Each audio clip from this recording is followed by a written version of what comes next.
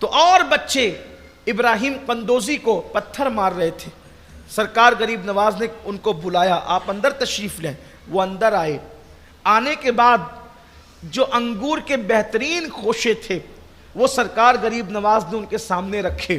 انہوں نے کھایا اور یہ ادا ادب کی ابراہیم قندوزی کو بہت پسند آئی. حضرت ابراہیم قندوزی کو یہ ادا بہت پسند آئی تو انہوں نے اپنی جھولی میں سے ایک کھلی کا ٹکڑا نکالا, اپنے منہ میں ڈالا اور چبا کر اس کو غریب نواز کے منہ میں اونڈیل دیا.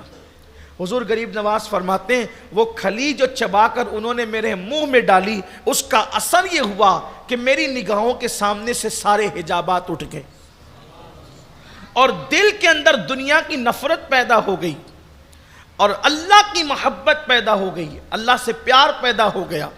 اب کہیں دل نہیں لگتا تھا اور وہی فقیر ابراہیم قندوزی کے وہ کھلی کے ٹکڑے کھلانے نے مجھے اللہ کی لو لگا دی, مجھے اللہ کے قریب کر دیا.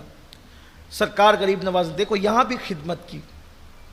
بچپنے میں آپ نے سنا انداز کیا تھا, اس کے بعد انسان کی حیثیت سے ابراہیم قندوزی کی خدمت, اس کے بعد پھر دیکھیں ہندوستان میں جب آپ تشریف لائے, ہندوستان جب آئے تو ہندوستان میں ماحول تھا اونچ نیچ کا ماحول. یہ نیچ ذات کے لوگ ہیں, یہ اونچی ذات کے لوگ ہیں, اس طریقے سے فرق تھا. یہاں جو لوگ نچلی ذات کے تھے وہ اونچی ذات کے لوگوں کی عبادت خانے میں جا بھی نہیں سکتے تھے. جو نچلی ذات کے لوگ تھے وہ اونچی ذات کے لوگوں کے کنویں پر پانی بھرنے کے لیے جا بھی نہیں سکتے تھے. ان کی پیٹھ پر باردان باندھا جاتا تھا تاکہ وہ چلیں تو رستے سے ان کے پیروں کا نشان بھی مٹ جائے. اس طرح اونچ اور نیچ کے اندر فرق تھا. اتنی جو ہے وہ بانٹ دیا گیا تھا, انسانوں کو خانوں کے اندر تقسیم کر دیا گیا تھا. حضور غریب نواز ہندوستان میں تشریف لائے اور آپ نے نعرہ دیا نہ کوئی اونچا ہے نہ کوئی نیچا ہے, تم سب آدم کی اولاد ہو اور تم کلمہ پڑھ کے مسلمان ہو جاؤ تو میں تمہیں سب کو ایک صف میں کھڑا کر دوں گا. برسوں سے انسانیت پہ ظلم ہو رہا تھا. سرکار غریب نواز نے سسکتی ہوئی اس انسانیت کو ہندوستان کی سرزمین پر نئی جان عطا فرمائی.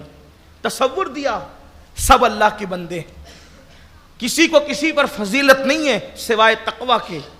آپ نے یہ فرق مٹانے کی کوشش کی اور حضور غریب نواز رضی اللہ تعالیٰ عنہ کو اس فرق مٹانے والی تعلیم کو عام کرنے کے لیے کتنی دشواریوں سے گزرنا پڑا. بہت دشواریوں سے گزرے آپ.